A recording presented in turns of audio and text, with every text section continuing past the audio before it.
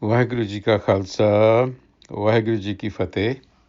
Welcome to the segment of Coach Gurbani's a-sabad-a-day. We continue with our recitation from Bavan Akhri Mahalla Panjwa. Today is the 22nd pauri of this composition that we will be reciting from. And the recitation. Salok Chit Chitvau Charnarabind Ood Kaval Bigsant Pragat Bhai Ape Gobind Nanak Sant Matant Paudi Chacha Charan Kamal Gur Laga Tan Tan Uadin Sanjog Sabaga Chare Kunt Dhedas Pramayayo Bhai Kripa Tab Darsan Payo चार विचार बिन सो सब दुआ साध संग मन निर्मल हुआ चिंत बिसारी एक दृश्य देता नानक ज्ञान अंजन जह Netra.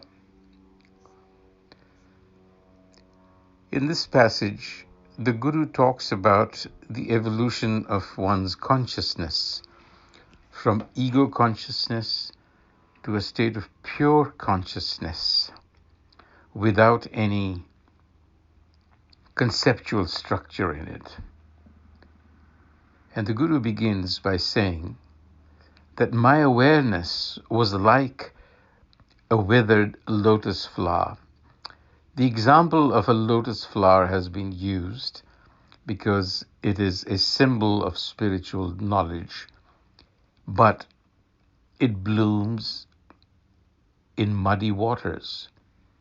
The idea being that one can remain pure of consciousness even while one is engaged in the somewhat defiling nature of worldly transactions.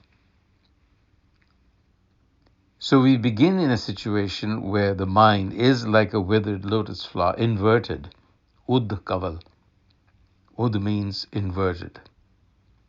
And now the idea is, how do we actually make it bloom? That happens, the Guru says, when I centered my mind on Guru wisdom. Chit Chitvau Charnarabind. Again, Charnarabind is Charan and Arvind, which means the feet of the lotus. Arvind is another term that is used for the lotus. So the Guru says, when my mind was centered on Guru wisdom, which in itself is the lotus knowledge, spiritual knowledge, my mind awakened. On the Kamal, big sant. Big sant means flowering, progress. So my mind flowered and I could presence the protector within me. Pragat Bhai Ape Gobind. Effortless. And Nanak says, this is the way, the principle of Gurmat. Nanak Sant Matant. And then in the pauri, he continues with a lesson from the letter Chacha. That is the letter of the alphabet that is being considered in this passage. He says, rich and blessed is that day, tan tan ua din, when the mind established a fortuitous relationship with the lotus-like Gur enlightener, Sanjog Sabhaga, tan tan ua din, Sanjog Sabhaga. I use the term fortuitous because Sanjog means a conjugation, a union that happens quite by chance.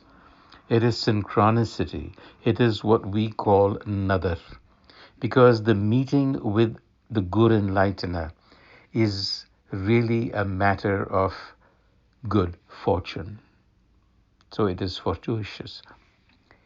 Because the mind, having exerted itself in all directions, char kunt dhedas param ayo, it comes back in delusion.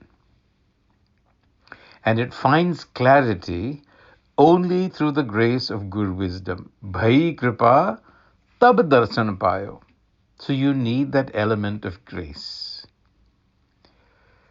Grace, meeting with Guru wisdom, and the fellowship of wise ones, Sad Sang. The mind's sense of separation then is eliminated. Char bichar binasyo sabadua. In the fellowship of the wise ones, with the mind centered on Guru wisdom, the sense of separateness disappears. It gives way to the beauty of a unitive consciousness.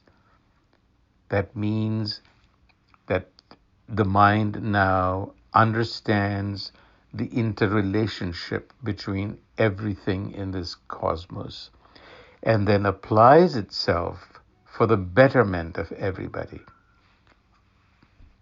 Says Nanak, when you apply this knowledge, the collyrium of knowledge, to the mind's eye, Nanak Gyan Anjana Jai Netra, all anxieties dissipate and one experiences the relational oneness of everything. Chinta Bisari Ek Drishta.